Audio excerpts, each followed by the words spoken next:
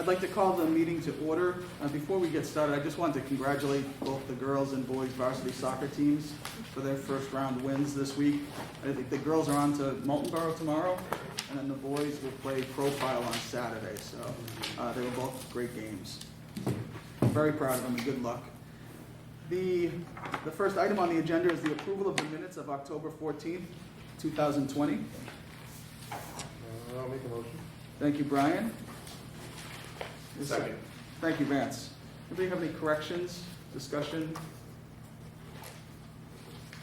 Hearing none, all in favor, please signify by stating aye. Aye. Aye. Opposed, nay. And abstentions? Abstain. Thank you, Tammy. The next item is the approval of the non-public minutes of October 14th, 2020. Make a motion. Thank you, Vance. Second. Thank you, Joe. All in favor, please signify by stating aye. Aye. Opposed, nay. And abstentions? Abstain. Thank you, Tammy. And lastly for the minutes is the approval of the minutes of October 26th, 2020. Motion. Thank you, Vance. Thank you, Brian. Do you have any corrections on that lengthy document? It's longer than the meeting. No? Hearing none, please signify by stating aye. Aye. Opposed, nay. And abstentions? Abstain. Thank you, Tammy and Jay.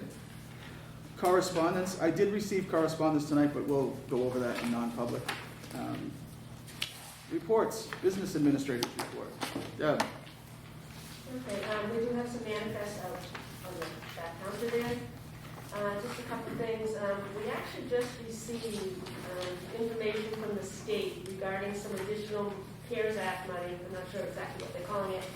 But each school is going to be receiving $200 per student based on last October 1 count of our students. So that for us looks to be about a little over $50,000 in addition to the $69,000 that we received. And there's a Zoom meeting on Friday for us, for the state to go over the whole process for us getting the actual money and administering those to their grant management system. So that was good news. I did put in your packets this week just a snapshot on our budget and actual spending to date. So I have the budget column, the actual expenditures, and then I just say, okay, this is how much we, as a percentage of the budget, how much we've actually spent. So we're like a quarter of the way through, so it's close. And then encumbrances, again, that just allows us to kind of, so that's any of our contractual obligations that we have. A lot of it's payroll and benefits, so we kind of can see where we might end up at the end of the year. And there's still a lot of things not in there. But anyway, that just gives us a good feel of where we are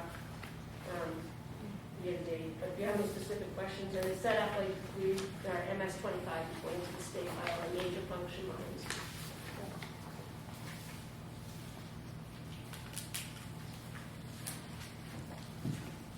Thank you, Deb. Does anybody have any questions?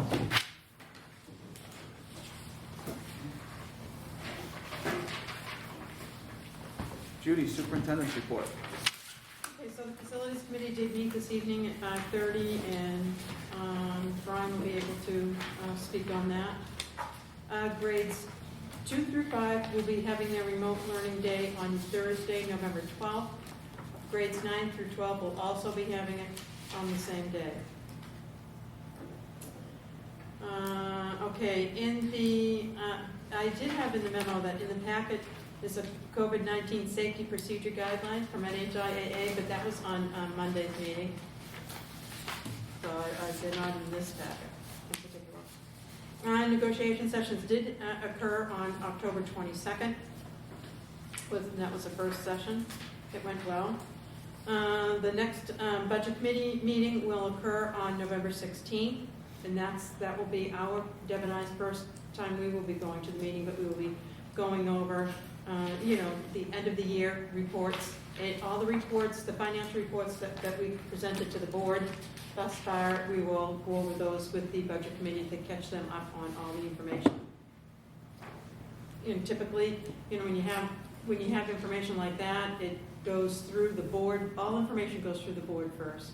So when we're presenting information, we don't like to give out information unless it goes through the board. And since the board has just gotten that information, we will not be able to bring it forward to the budget committee. That's why we typically start the budget committee process in November, because that's when we get all our numbers back.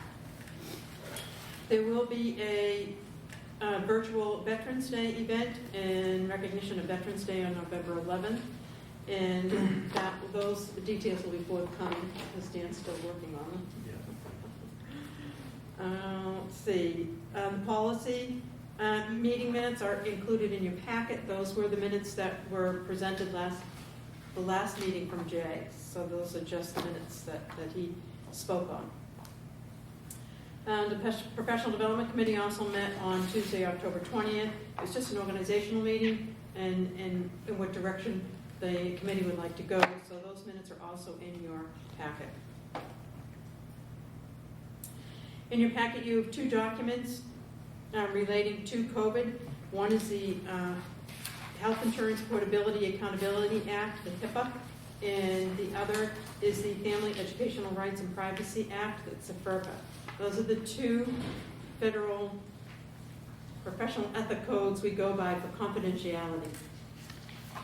And we did have a review with all staff on that and reviewed what the impact of that is and the information that is let out, and gave examples of that to the staff as well, and the importance of following HIPAA and FERPA regulations.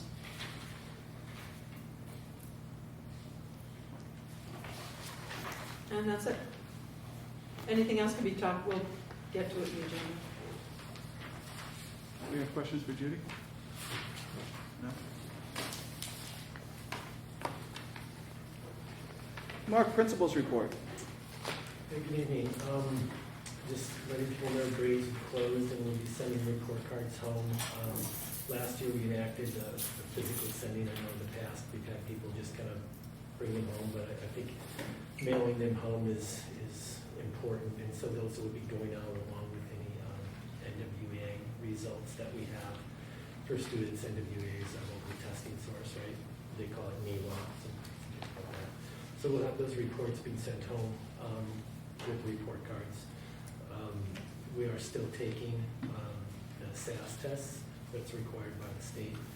We'll be finishing those up next week, or is it the end of this week? Yeah, it's next week.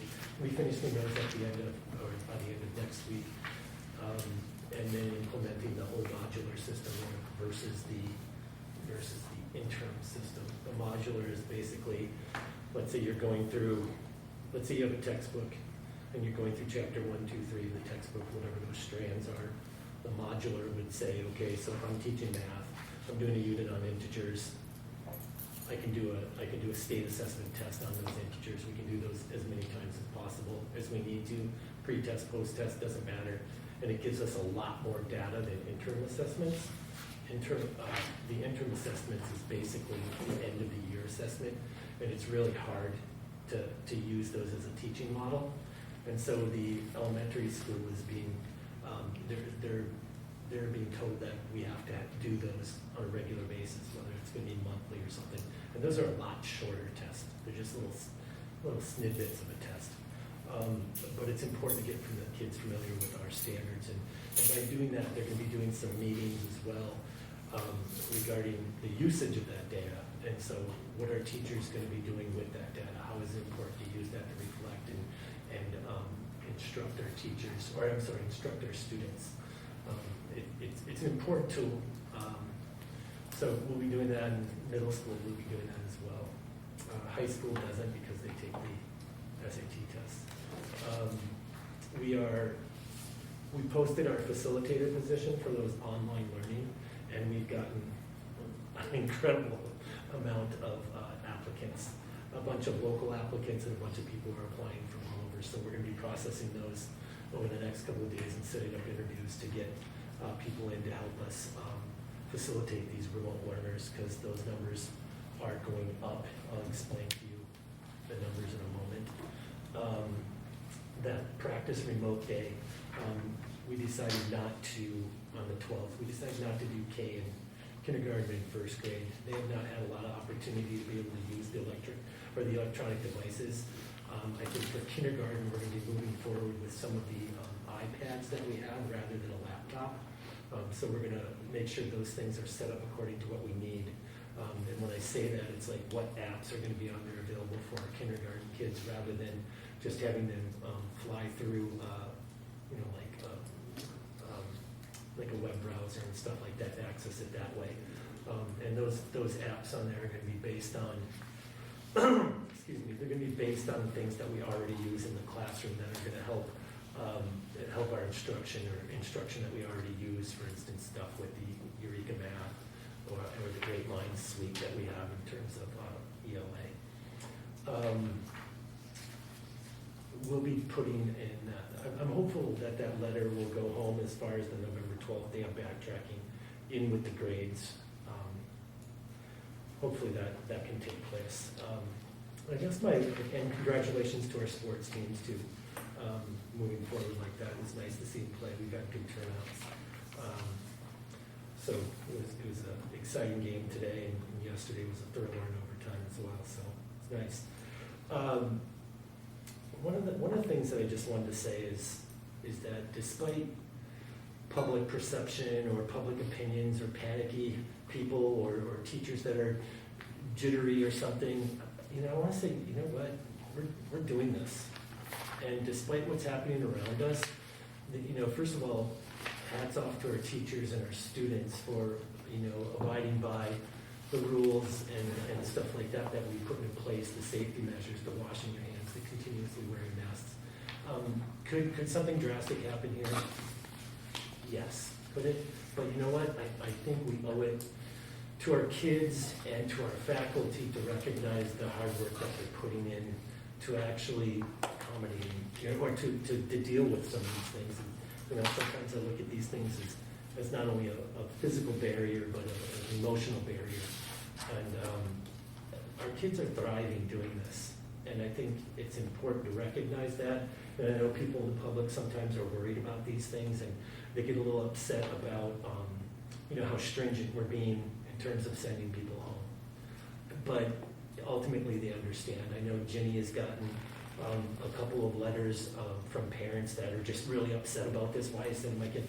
And then they take a breath and they send a letter back and say, "Thank you, I'm sorry," all this kind of stuff. So it's inconvenient to them, but it's inconvenient to all of us. If something bad happens. So take the time to recognize that. If you see our teachers and you see our students, and to recognize that what they're doing is important, and they're coping with it, and I really appreciate that. And I think it's starting to, the community is starting to be the community. When I say that, I'm in the school community here. It's starting to be like what I remembered it was prior to all this, and I'm proud of them for that. So that's my report. Thanks, Mark. Oh, your numbers. You Oh, guys yes. like the numbers, my bad.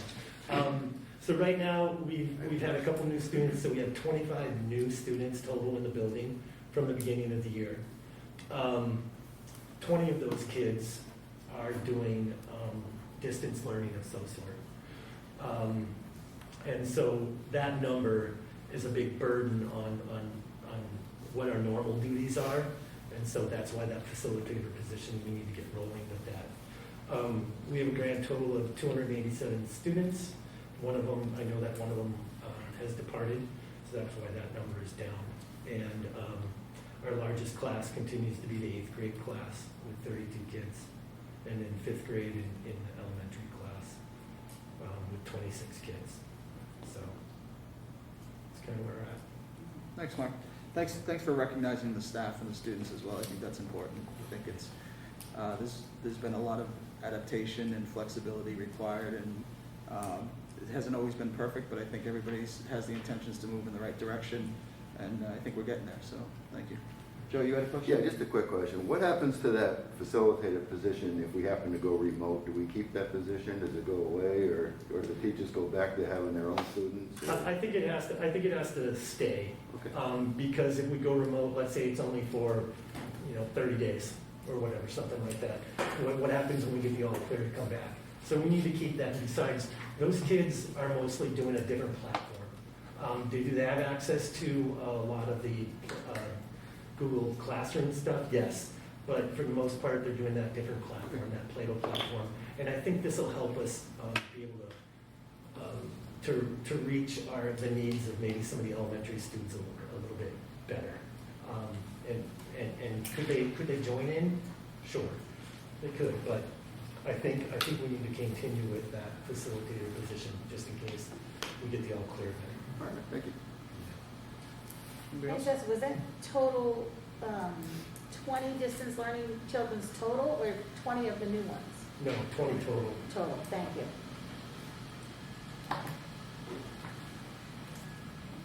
Anybody else? No? Good. All right, moving on to committees. Jay, you seem to have a lot you want to share with us. Yeah, I'll try to make it brief. There's, in the packet, there's the policies on for first reading for this evening, 6 of them. And they're all pretty straightforward.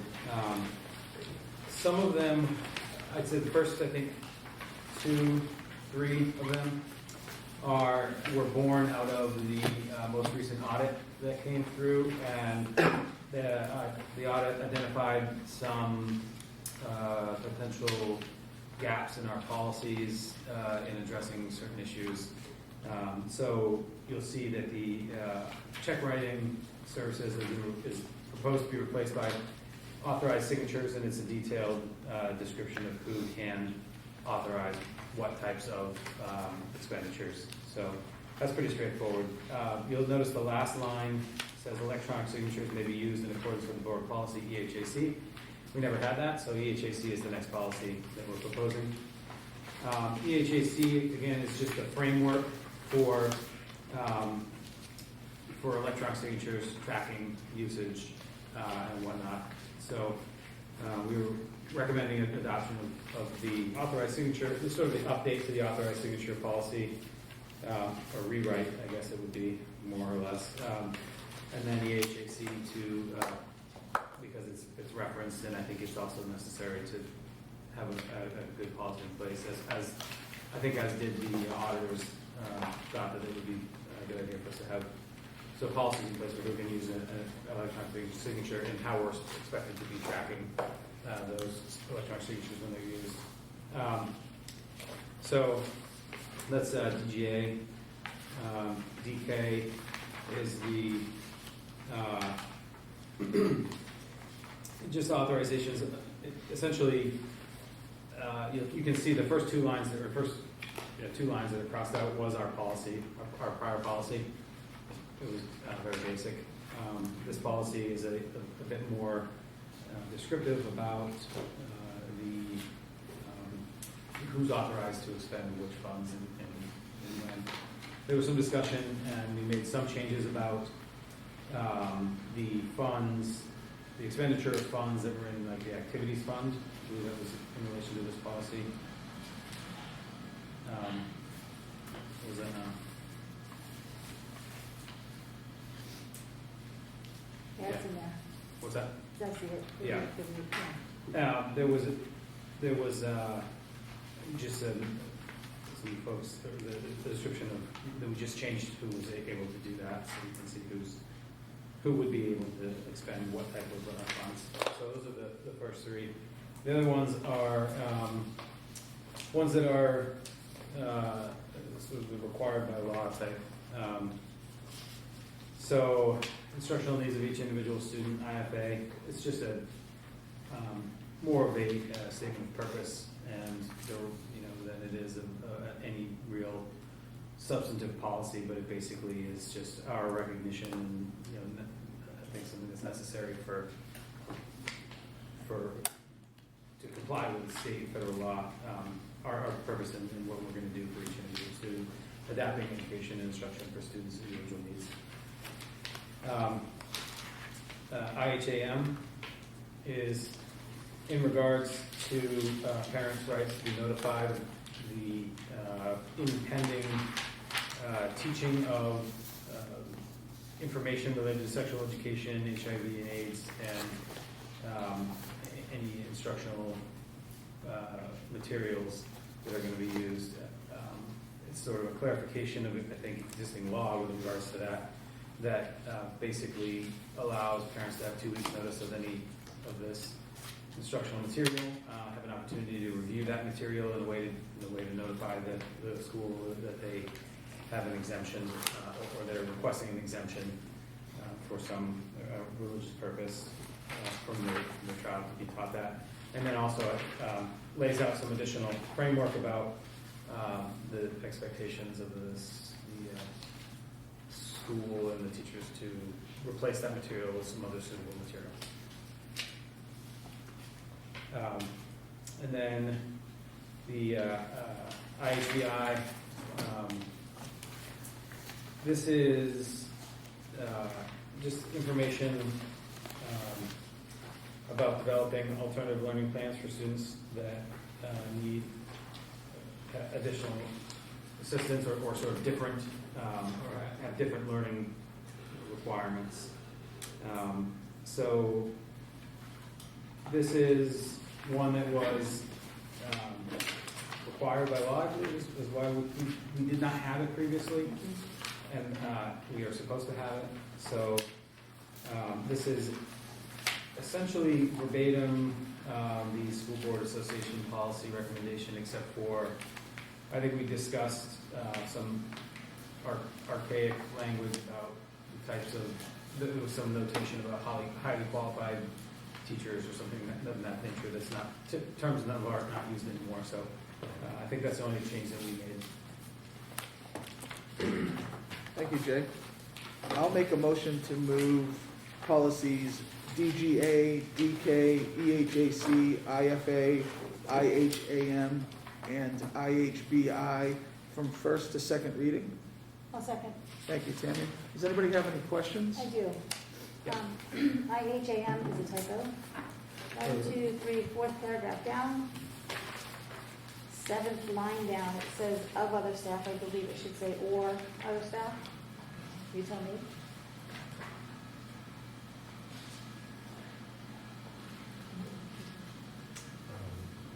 What line did you say, Tammy? 7. 1, 2, 3, 4, 5, 6, 7. 7. It starts with principal and then says of other staff member. It should say or other staff member. Is that right? I think you're right. Okay. I read it like 12 times and went, oh, okay. It was hard because it's got all the crossed out things in there too, so you're skipping some and, yeah. And then on DK,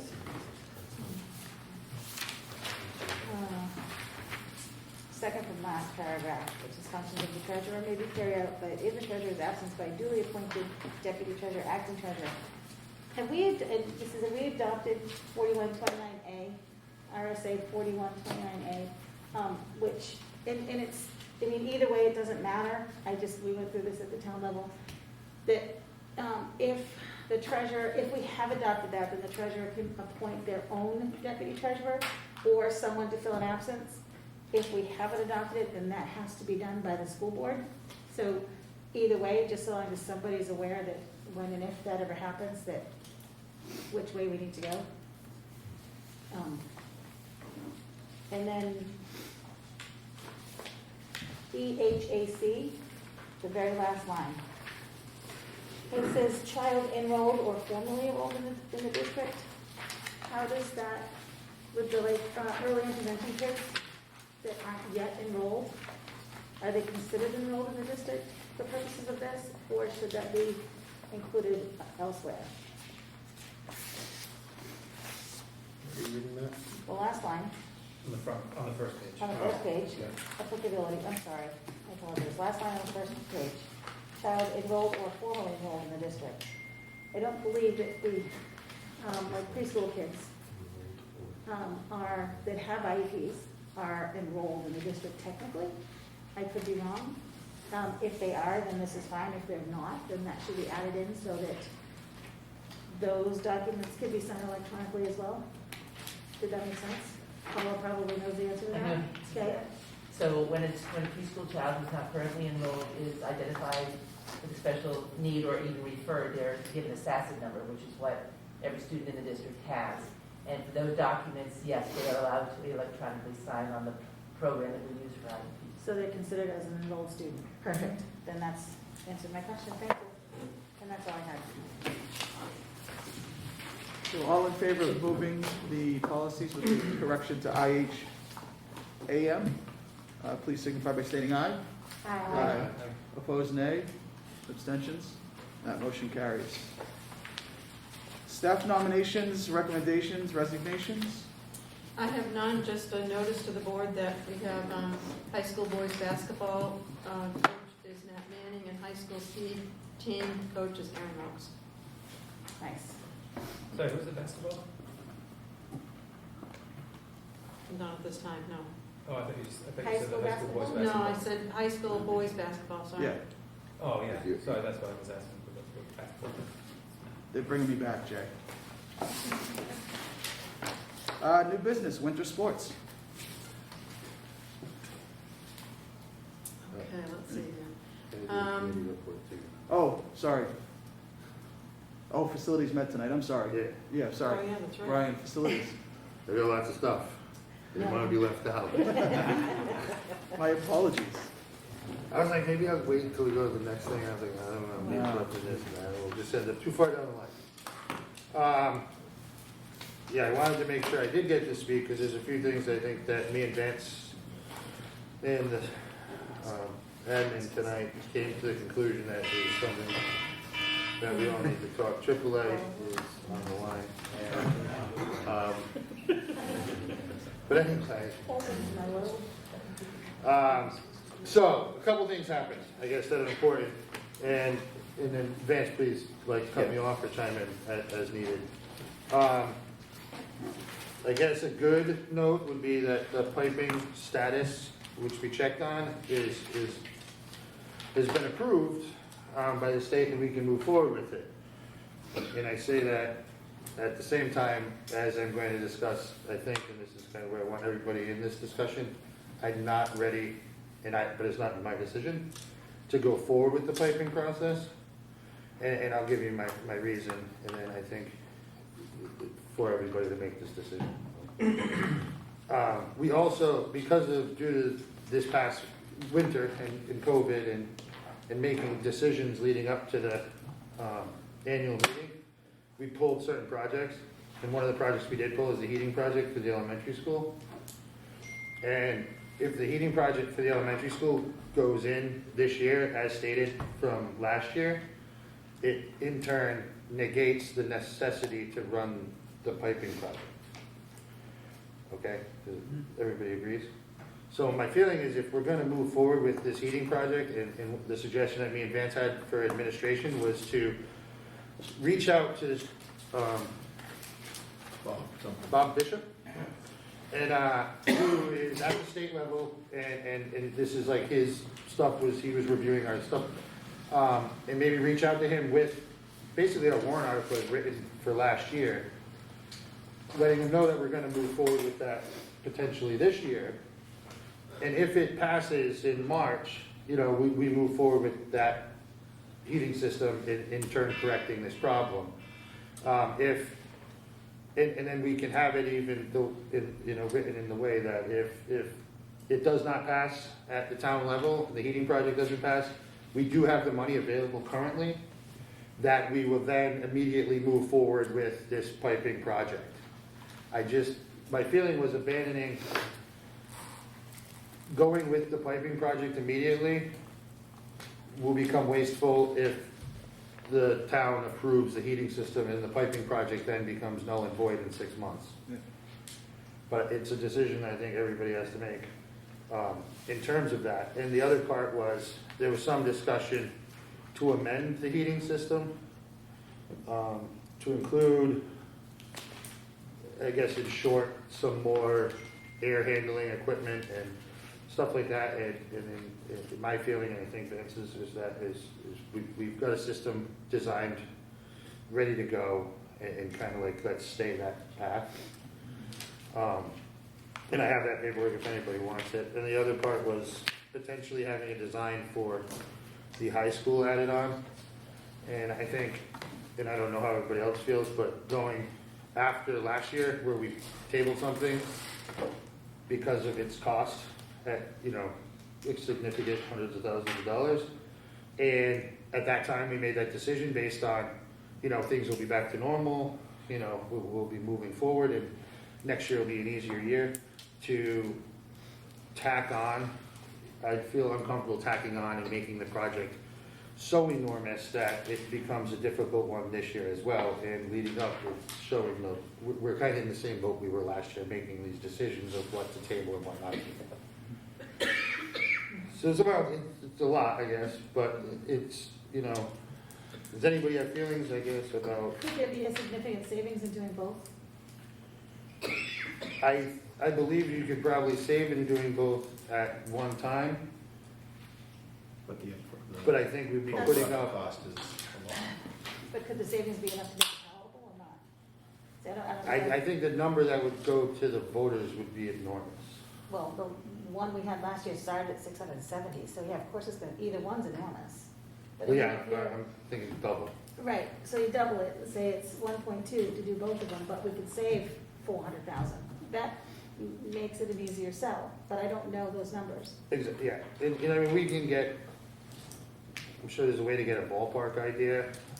However, or we can go ahead and, for $50,000, have a system design, and I just think it's heavy right now.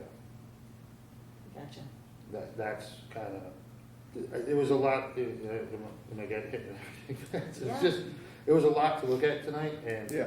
and trying to look at the state of where we are right now is very similar to where we were months ago when we made some decisions to kind of, ease the burden of the community by taking some of these big ticket items off. And, and that's kind of, I mean, I think at the very least, we're gonna propose the one building heating system in the spring. Right. I mean, we could look at the pricing for what would the whole package cost. But I think our immediate question for the board is, do you want to direct Judith to reach out to Bob Bishop Right. and explain whether it's a one building or a two building system? We're going to have a warrant article. Are you okay with us holding off until spring for the piping, because that would void the need to replace piping? If he says no, because we put the money in the budget last year and amended it right before district meeting, we've got the money for the piping. We could theoretically do it next week if he said, yeah, you gotta get it done. Yeah, I mean, personally, I think it makes sense not to do anything right away without talking to Bob. Right. And seeing how flexible they can be again. And the other component to looking at a second system in here, even if we decided to do that, would it make sense to wait until the company that's coming in to look at, it's all tied together, they're coming in to look at the performance of the system in December, correct? But is that a different system, or is that tied into the heating? Like all The ventilation. the quality, the air quality? Air quality should be, Is that all tied in through the same systems, or completely different? it's kind of different. Okay. yeah, we're kind of focusing on the heating systems at this Yeah. point, and I know that, we feel that the heating system, just like both of them, need to be replaced at some point in time. But I think as a individual and looking at it as we've dragged this out a really long time. And I think sometimes making it, if we hire an engineer now again, and we add on the second piece of doing the high school right now, and we double the cost of the project, we're just, I think, still kicking that can where we had a plan and COVID changed that plan. And I think that plan is like good to go. We all agreed it was good to go, and maybe it's time we move forward with that plan. And that's how I don't disagree, I just believe you're gonna have unanswered questions at district meeting if we don't have at least an idea, even a ballpark. Someone's gonna stand up and say, well, why can't we do both of them? And then everybody else is gonna go, oh, Why can't we do both? Do you know We what I'm do saying? we do have a Exactly. ballpark on that. We have a do have- ballpark. I think that question has been answered. I mean, the reason that I just asked it, and you couldn't, well, I didn't get Well- an answer. I mean, over the course of the last 5 years, while this project has been talked about, there's been an exploration of a cornucopia of options for both, like a central plant for both schools, replacing those systems. There was an analysis of any number of different options, from pellet boilers to, you know, all the way up through. So I think. It hasn't been answered to the voters. Well, I mean, it was answered to any voter that wants to listen to the recording or come to the meeting, because that's all been discussed. That's, Well, it should be at district meeting. At district meeting, you're Because we gonna didn't have have it. the questions. I'm not disagreeing with you, that we need to go ahead with something, period. And we have a comprehensive plan for the heating system at the elementary school.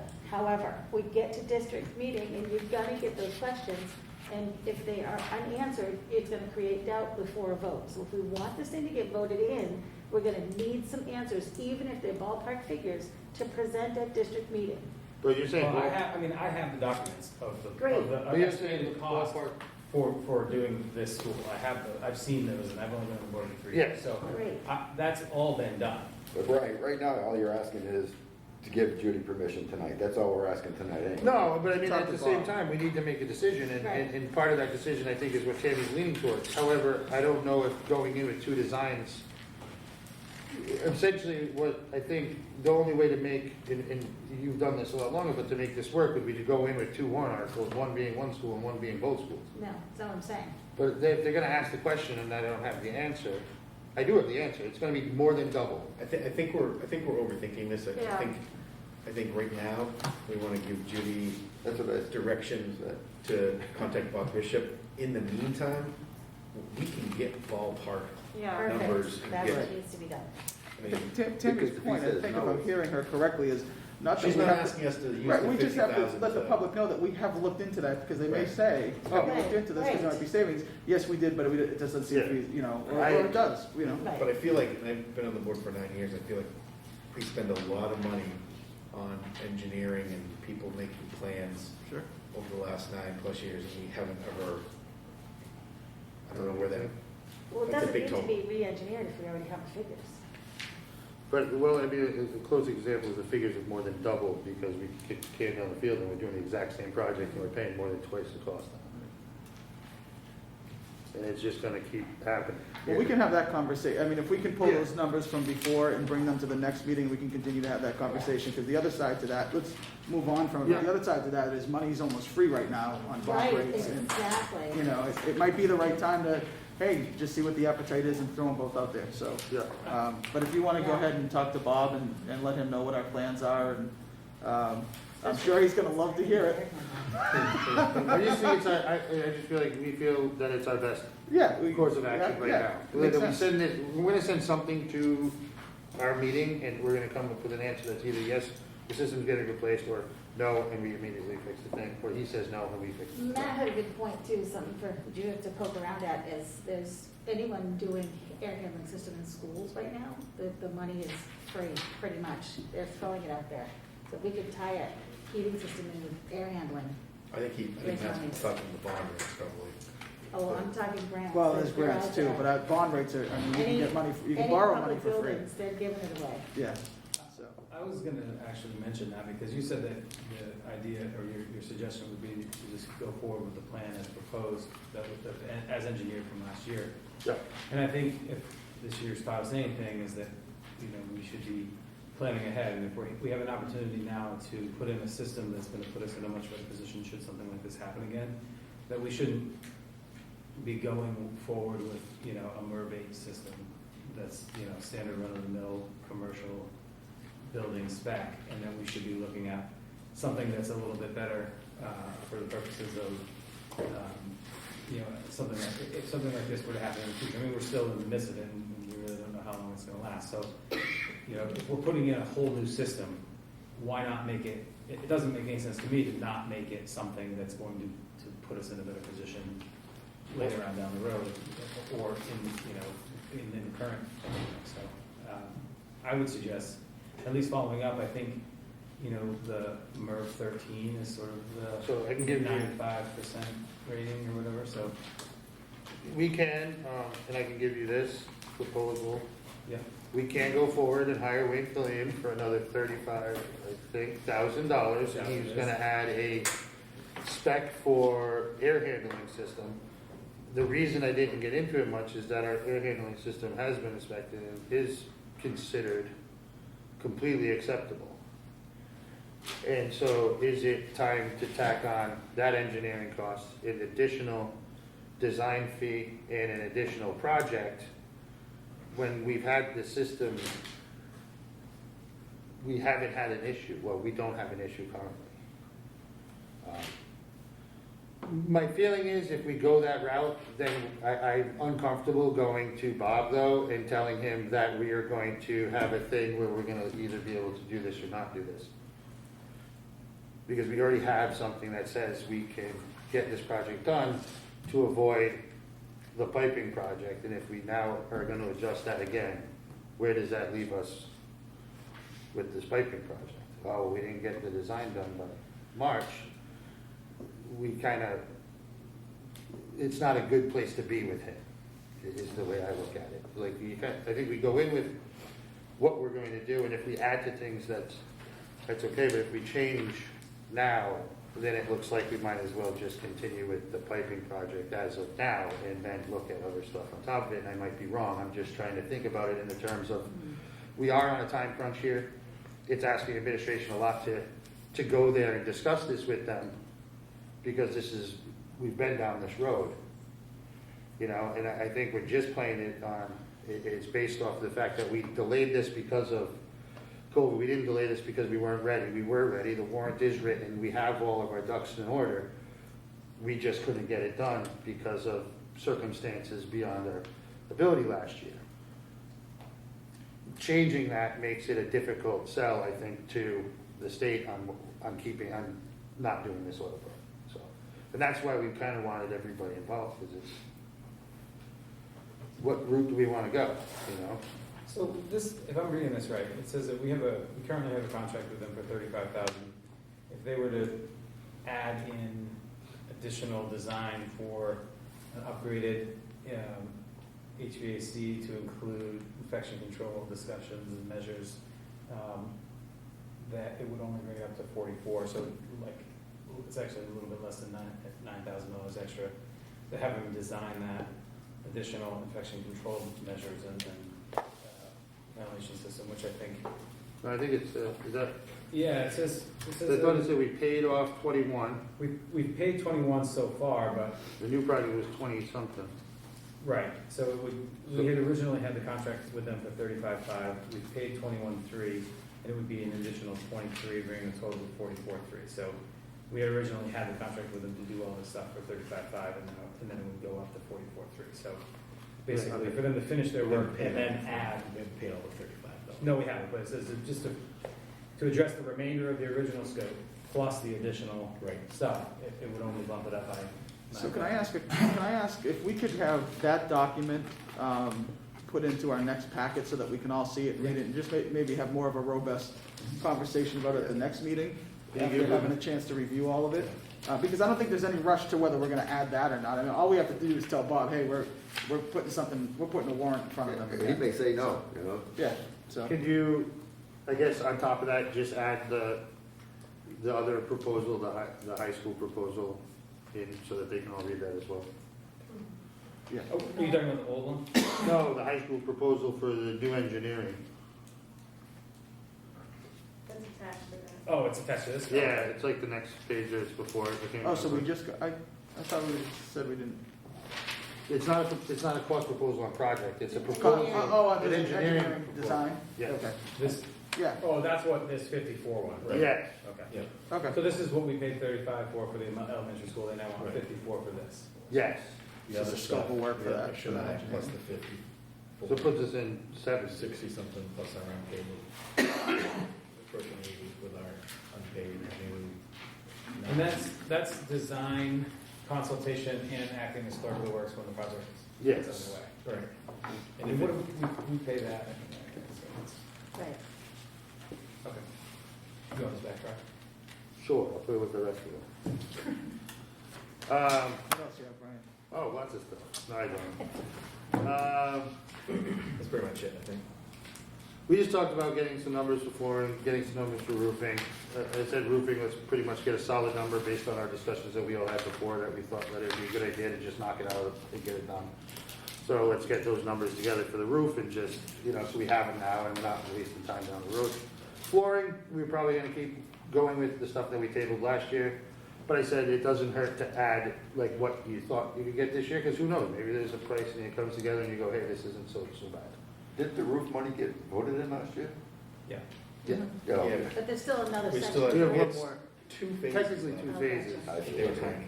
But based on the square footage, we could probably do both the phases in 1 year, still be under our number that we plan to spend every year, so I figured let's just tie it all up and. And then we just touched on our, what do you call it, Mike? Master plan. Our master plan, which that's just something that we've been touching on and Mark's been cleaning up over the last, couple of years. We've taken some things off that we don't think were necessary, we moved some things in. And I just asked him to, give me some ideas of things that, we really need to look at. I guess the biggest one's the dishwasher, so I'm gonna do some homework and Mark is, and come up with something for that.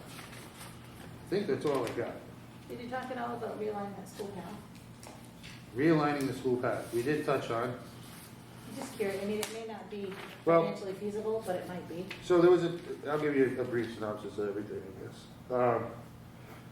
There was some things that Mark has added as far as his grounds concerns, congestion, adjusting the parking lot. So we went into an in-depth conversation with Mark and just kind of like, how's this year going? Because congestion's definitely pretty much, that's a thing in the parking lot. So this is a good example of, it's not really an example to panic over because, we hope that changes. We bounced ideas about different routes and how, we came up with some ideas of how to like maybe buses make things a little bit easier. We're thankful for the police departments for coming because they've been helping direct kind of that when we enter the school, and the teachers that stand at the upper part of the path, and help direct people and stuff, and that's all been very helpful. As far as aligning the crosswalk and the stairs that come down and stuff, I just asked that maybe they just kind of like watch some things and come up with some ideas, because it's tricky because they do come down and then some go, let's call it like north through the parking lot, some go south and then they cross to go to their schools. But what could be a better way? We kind of just would say, You dump it right at the stop sign, going to the elementary school, it dumps it onto a crosswalk that heads to both buildings. no, we understand that, but all the like it's more than just, I think, dumping that part that comes out of the woods, because the kids that go to the elementary school veer through the woods and they come out in they come out in the middle of the parking lot. It's, I always told my kids to go that way, because they didn't want them dumped out in the middle of the high school parking lot. well, yeah, and I think that it's like, until, if we move the crosswalk, I don't know if it's necessarily gonna move the people immediately. So let's come up, like some ideas, maybe it's like a roping off, so that you come down and there's like, you're separate, or We're in the discussion phase. yeah, Perfect. Definitely. Let's discuss it, that makes me happy. yes, that was on the, Perfect. anybody else got stuff for me? Do you have anything else for I'll us? keep asking. I'm just Yeah, kidding. go ahead, I got a bunch of things. Wanna do PECs? No, don't want to know about Did that. any other committees meet before I move on? No? Okay, new business, winter sports.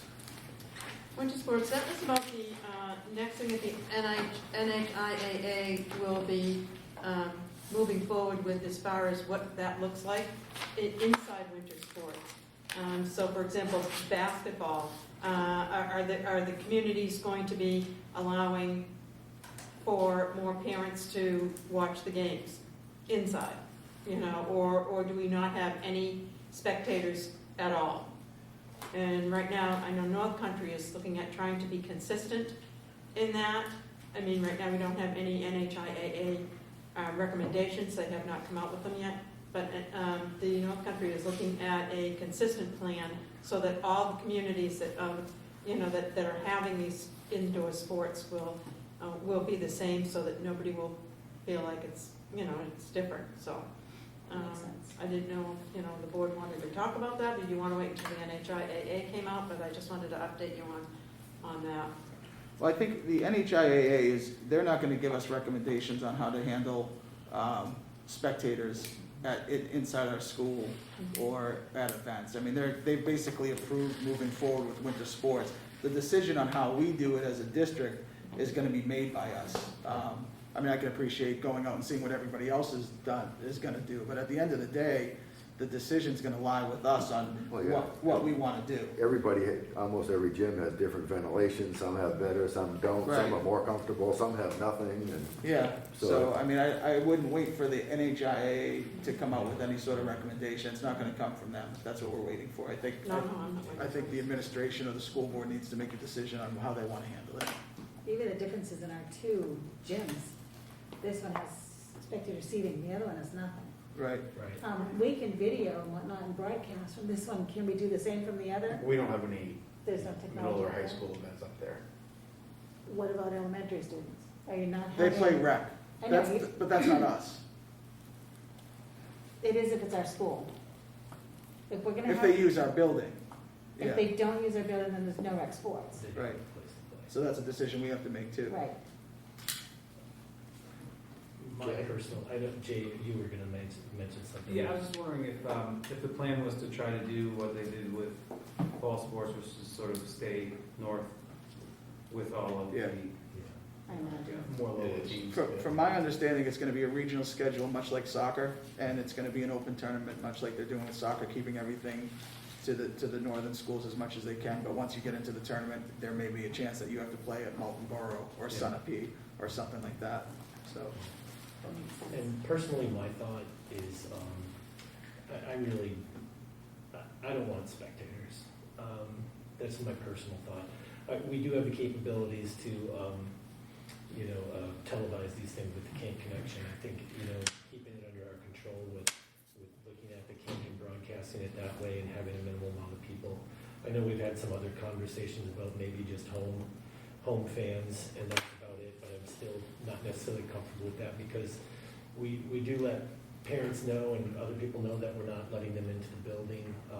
However, contradicts that, right? Everything, I mean, everybody's invited to the school board meeting. We could have 600 people show up if we, really.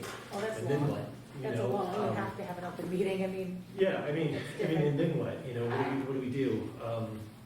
So personally, I just feel just to maintain some consistency and see how things go, through the winter and stuff like that, is to say, hey, let's just broadcast this for our fans and make it available to people that have, are opposing fans. So I could be swayed maybe, but as far as consistency goes and letting people into the building, I think that would be very difficult to control. I mean, even if it's social distancing here, I don't think I'd be comfortable with people behind our players. So if you look at where the players are, both home and away, I wouldn't want people behind them, because the coaches are gonna have a difficult time enough. To think about it, like this summer, you still had to space them out a little bit on the bench and things like that to be able to talk with them, or to be able to coach.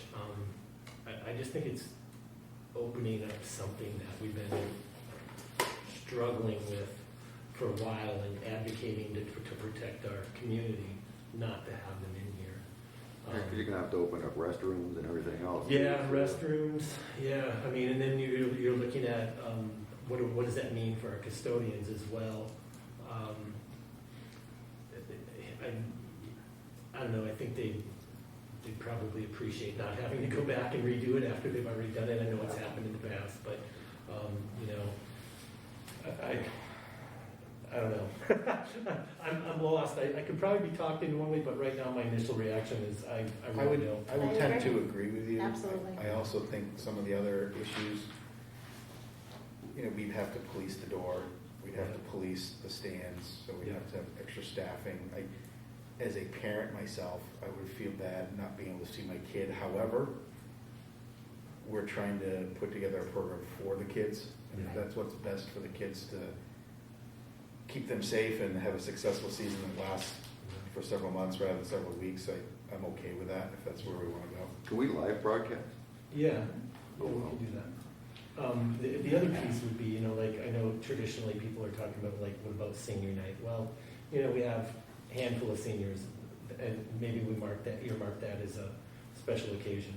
You know, senior parents can come see the kids play on senior night or something like that. Absolutely. I think there still has to be a little bit more conversation. I'm just skeptical about it.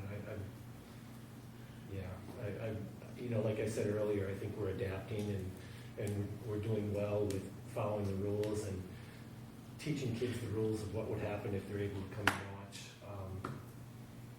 You know, we'd have to be up on that as well. We could do that, but at this moment, I'm really hesitant.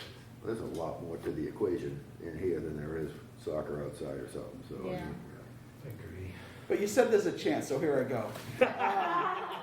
So what I would, and I'm going to have the opportunity, if we are able to have sports and they last through the winter, which I think we're going to be okay based on the regional and local data. I think we're still in pretty good shape, but it could all change. I'm going to have the opportunity to watch my child play because I'm the coach. But I think about some of the other parents who aren't going to have that opportunity, and I think that if we were to limit it to home fans, but maybe a specific number of household members, people that these children go home to every day, so anything that they come back in the building with, even from just being home, would be back as well. Even if it was 2 household members per family, you make a roster so that it's there at the table. They come in, they sign in for contact tracing. It's really simple. They sign off that they don't have a temperature or any of the symptoms, just like the kids do when they come in. We have all of that. And then we just feed them in through a certain way, and they have to sit in certain areas. We could use the stage if we needed to for extra space. But I don't think it's, as far as administering it, I don't think it's a big deal. I don't think it's a lot of extra work. I think it's, hey, these are the 2 people. If you're not one of those people on the list for this family, you can't come, you know. But that's me. Yeah. So. No, I understand what you're saying. But at the end of the day, I want the kids to be able to play. So. And I think we could get some information from other schools if we're trying to be consistent. Right. Everybody's asking, we could get some information from other schools, what they plan on doing with fans. Or Yeah. I mean, it makes absolute sense not to allow people from other communities, outside fans. I mean, that makes sense to me. But our kids are living with certain people in their households, and I don't think it's any different from them coming here for an hour or walking into the building every day by themselves. So. Good point. What But about like, and I'm sorry to interrupt. No, go ahead. I haven't had a whole lot of opportunity to discuss it with Aaron either. So I think being the athletic director and one responsible for the happenings of any kind of NHIA games, that I need to get a little more input and feedback from him. So Sure. Can we talk about the elementary sports? Are Sure. we going to allow the rec sports in the gym? Basketball or something this week? I've been in contact again. I got a brief. Aaron and I are zigzagging lately, so I can he imagine. has talked to me today about potentially bringing people in to use the basketball court in there. Again, logistic-wise, what happens? You're talking about bathrooms and setup and takedown. I mean, things like that. We're still using both rooms for either classrooms or eating. So I mean, that's part of it that we have to consider as well. I find that with that piece, there are some challenges, that there's a lot of challenges, speaking from experience. Years ago when I coached 3-4 basketball, when you have the benches, Matt coached me one year, Yeah. the kids are on the benches, shoulder to shoulder, on chairs, so there is no spacing. Yeah. There's no way we could allow parents. Yeah.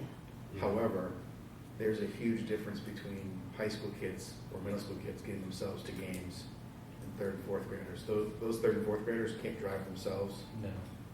So I also, on the flip side, don't know how we tell families, hey, you can use this gym for games, you can drop your kids off, be back in 90 minutes.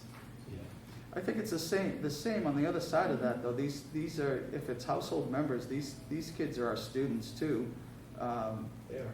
And I think what we have to do, and I think this on a larger scale, our priority should be our children. Whatever we need to do for our children to have Great. the most normal school year or activities. I mean, that should be our priority. So we should be finding ways to make it work. I agree, I just don't know how we do it. Yeah. I don't Yeah. think there's been enough conversation to make it work. Yeah, it's gonna be more difficult up in the smaller gym, Yeah. where the lower hoops are. If we had hoops we could pull down here, it would be much easier.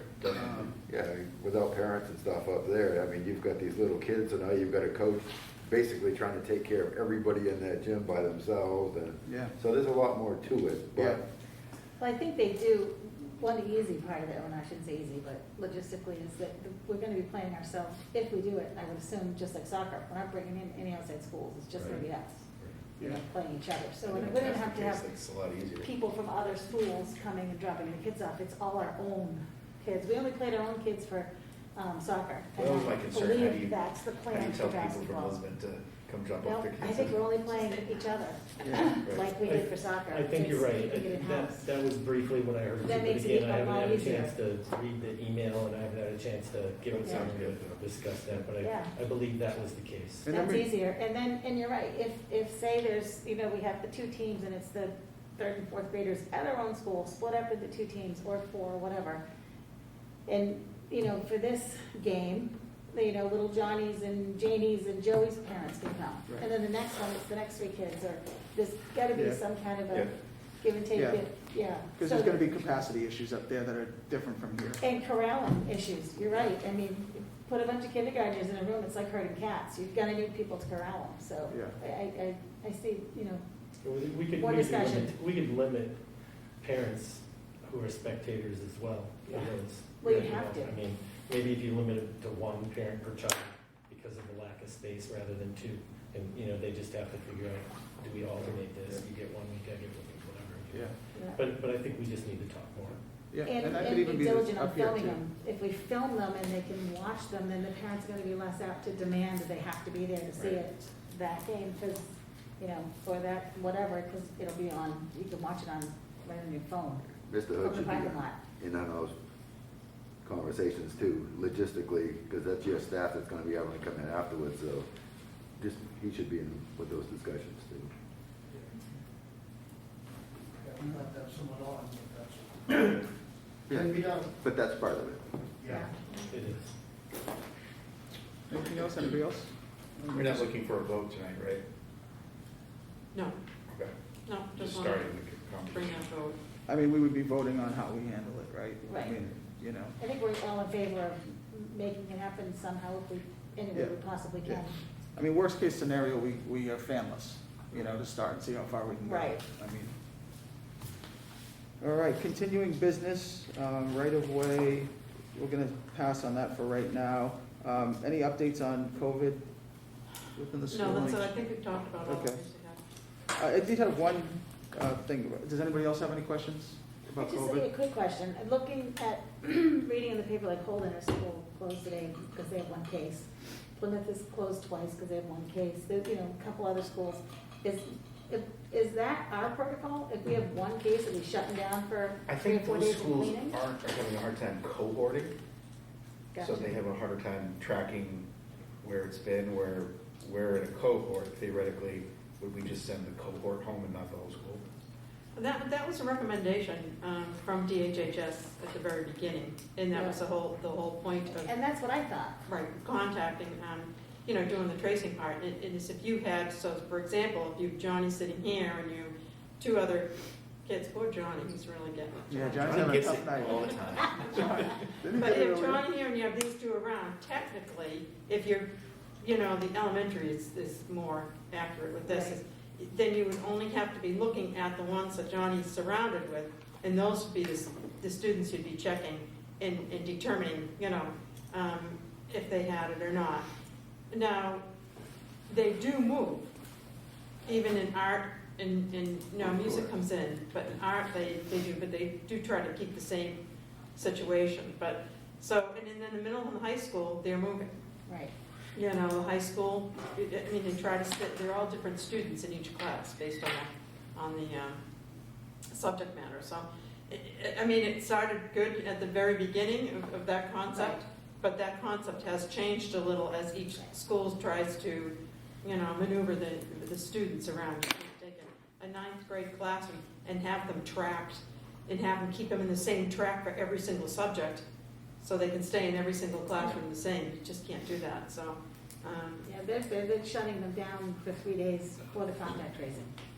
Just to figure it out. The HHS Yeah. is, said, I take don't 3 think it's- days, I do don't a think deep it's clean, just and for we'll let you know. Contact tracing, I think it's for a couple of days to Clean. Deep clean the sanitize the building. school, deep clean the school, and And I the personally go-ahead. think that, we've had a few discussions about this, but, I personally think that if we do have a case, me, for peace of mind, again, looking at the community, feel like it's more appropriate to close the school down for a day or two until Mark can get through and clean. I mean, if it happened, if we find out on a Friday, great. A lot of places have found out on a Friday, believe it or Yeah. not. So they're able to give their custodial staff extra hours and stuff like that, and they go through and they deep clean over the weekend.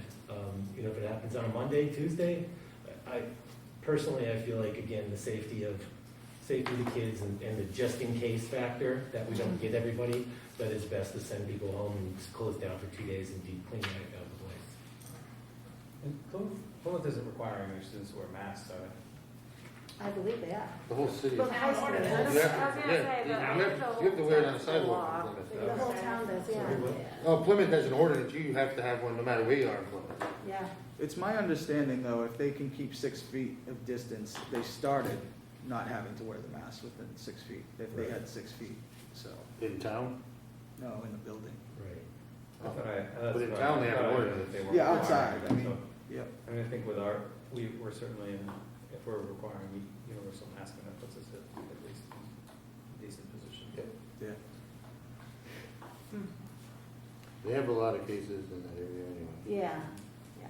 Like, I know, I was talking to a teacher from Campton, and they went home, I think that day, and then had 3 days of deep cleaning, and she said they were waiting to hear if they could come back the following Monday or not. And they did, they ended up coming back, so that was the plan. I'll have to ask her who they were waiting to hear from. I assumed it was DHHS. I don't think DHHS is giving people as much direction as you think they are. The people that I've talked to who have had this closed down, they said they had opportunity to contact them, they gave them some forms to follow on, but a lot of that stuff is they're doing it. Falls on them. They're doing it within the school. Yeah. The only, I had another question for continuing business on, just an update on, where are we at with the strategic plan? Strategic plan? Yeah. Well, we can try the spring. I mean, Oh, okay, I thought he was trying to do it through, like the Zoom platform or something like that, is he? yeah, he has reached out to the district, and I responded with, can we just wait until the spring Oh, okay. to do that, so. And we may use a different format, because if this is gonna continue, we need Right, to there might be move other forward things too. that need to be added in there or whatever, yeah, sure. Yes, quick question while we're at it. I know, I assume the town Lincoln responded on the funding formula, waiting a year. Did Woodstock as well? Funding formula, yes, I did, Lincoln did respond to that, and they said that they would be willing to wait. Okay. And Woodstock was okay with it as well, I'm assuming? I'm sorry. Woodstock was okay as well, I'm assuming? Woodstock, we have not heard from. We're busy. My assumption is that we've not heard from them due to the fact the way I wrote the letter, then everything would be okay. Fine, perfect. So, Okay. Paula, you're on. I don't have anything, nobody got back to me, so. Oh, all right, well, that was I easy, think good. everybody was just busy, and then there were the soccer games, and there was, Yeah, yeah, nobody really had any, nobody got back. a lot of excitement. Yeah. Well, nice to see you. Thank you. Community, please state your name if you'd like to speak. I just have a question. My Yes. name's Megan, I'm Dawson Hall. It was a K-1 that was going not remote. They weren't gonna practice? Correct. Okay, but they're gonna do remote if we go remote? At this time, the reason why we're not doing that yet with those is we don't have all the devices in place for them, and they haven't had the opportunities to practice with them, with their teachers. And so if it's just a practice day, with those guys, we thought it would be best just to truck right along. Okay. and also, just a reminder, part of the classroom will be in Correct. school as well. Okay. Thank you. Just a question on that. So is there a plan that once the devices are ready to go, to schedule a day for K1 to do the practice day? Or is that something that you haven't really? Honestly, we haven't mulled that over. Yeah, it didn't even come up because we were so busy trying to figure out the, yeah, that didn't come up. But I mean, might be an opportunity once we get those kids all equipped and, practiced a little bit more. I think that would be pertinent. We do have a couple of items to discuss in non-public, so. I had a quick Oh, sure. comment, sorry. Got a polo shirt on. Last meeting, I think it was last meeting, I bring up the proposal to do the CSI, which if you read your notes, I think most of you were here. But basically, this is a Department of Education approved approach for underperforming schools. And Lin-Wood was in that program in 2011. Right, yeah, we discussed that. Okay. And so, I mean, instead of me going through all this stuff, did you guys come to a determination as to how to proceed with that? We haven't heard back from administration, but I think when we left it, when we talked about it here, I thought we were gonna wait until we get our next set of data back in the coming weeks and have a more robust conversation about that data. So within the next couple of weeks? then? Whenever we get, I mean, I don't know, when do we typically, they just took the tests in the last couple of We're not weeks. finished taking the test Yeah. either. You're So still taking we don't it. have all the data back to be able to compile everything. Okay, So probably January or something, oh, it'll be January? yeah, Okay. maybe. Well, I think January is like a crazy long time and unnecessary. I mean, we can certainly, I mean, we've had bad performance since 2015. It's been at least 5 years. And we're at a very, very, very low performance rating. And as you pointed out, Matt, we're doing better in the middle school and high school. So we know that we can do better on the primary school. And that's just common sense. So we're missing something, we're not doing something correctly on the primary school. I mean, there's plenty of, improvement to go around, whether that's with the parents or the curriculum or whatever it is. But it's clearly obvious that we're doing something wrong in primary school. And we've already put this off years, over half a decade, if not a full decade. So kicking the can down the road, I think it is a terrible way to proceed. I've already gotten test scores back for one of my children. So we do have the information on a lot of these things. The thing is that we need, test scores are great, but what are we going to do with those test scores? What's the plan? The DOE has a plan. Using, the test scores, they have a plan of what we need to do. I don't think, unless someone else has that plan somewhere, unless Lin-Wood has a plan on what to do and how to improve these test scores, or the curriculum, I don't see it. As a parent, I don't see that plan. And I think it's imperative that we get moving on this. Open some discussions. Do a Zoom call with demonstrated success. Get another bid from West Ed. Have the principal talk to the president. He's volunteered to talk to the president. These are contracted people from the Department of Education. This is an approved program by the Department of Education. These are recommended personally to the school from the Department of Education. All right, so we had this presentation from you before, and obviously you're passionate about it, I understand it. When you say, just a couple things to close it, and this is going to be in the administration's hand to follow through with this and get information if they choose that this is the direction they want to go, and then bring it back to us. But when you say, that the DOE has a plan for us, or that we don't qualify for that plan.